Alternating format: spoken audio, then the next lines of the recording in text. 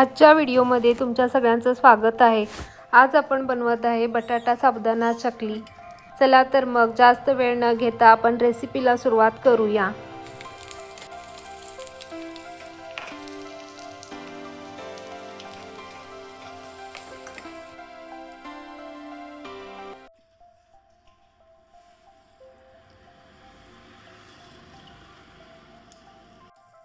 हे बघा आपला साबुदाणा रात्रभर भिजून घेतलेला आहे। स्वच्छ धुवून आपण खिचडीला जशी भिजून घेतो तशी भिजून घेतलेला आहे।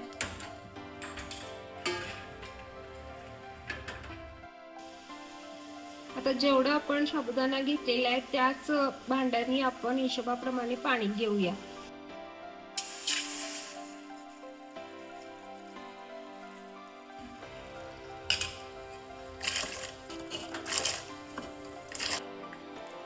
साबुदाणा आपण ट्रान्सपरंट होईपर्यंत शिजवून घेऊया।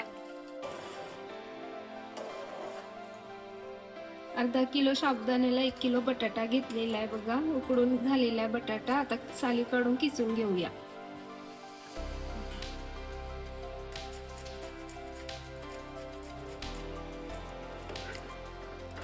साबुदाणा बघा आपला ट्रान्सपरंट झालेला आहे। आता आपण गॅस बंद करून घेऊया। आता किसलेला बटाटा घालूया।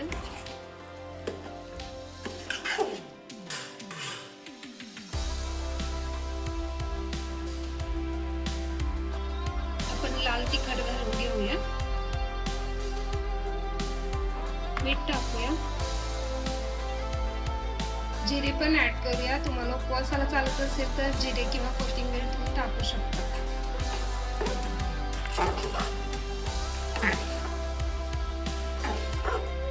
दोन बॅच मध्ये करत आहे आपण। आता यात हिरवी मिरचीची पेस्ट टाकून घेऊया।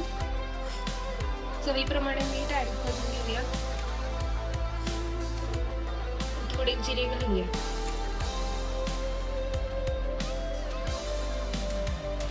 चांगला मिक्स करून घेऊया। बटाटा वगैरे मोठा असेल तर हाताने तुम्ही मऊ करून घ्या।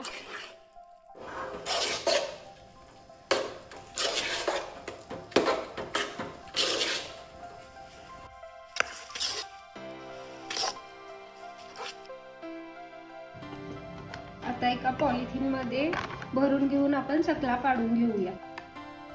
प्लास्टिकच्या पिशवीतून नसेल घालायचे तरी तुम्ही चकलीच्या मशीननी सुद्धा घालू शकता। प्लास्टिकनी घातल्याने कसं जरा लवकर होतं, सारखं भरावं लागत नाही।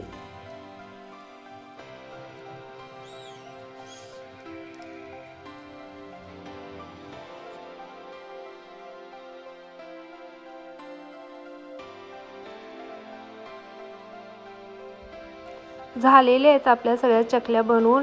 आपण जास्त काही बनवल्या नव्हत्या, अर्धा किलोच्याच बनवलेल्या, त्यामुळे पटकन झाल्या घालून।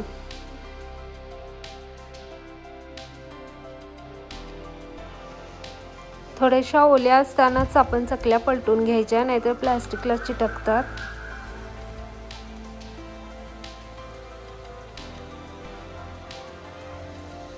हे बघा आपला बटाटा साबुदाणा चकली वाळलेला आहे। चांगल्या कडकडीत उन्हात वाळवायचं। 1-2 दिवस तरी ऊन दाखवायचं।